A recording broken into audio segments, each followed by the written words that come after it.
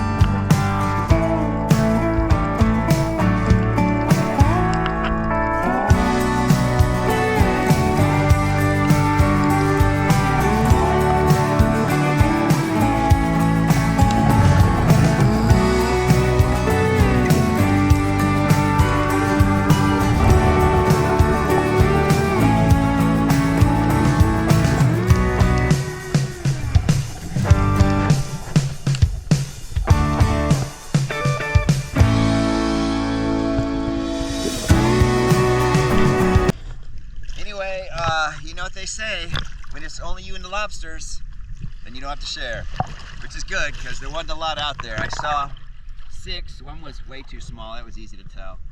One guy I spent way too much time on. He just had the most amazing pole, so he's still down there.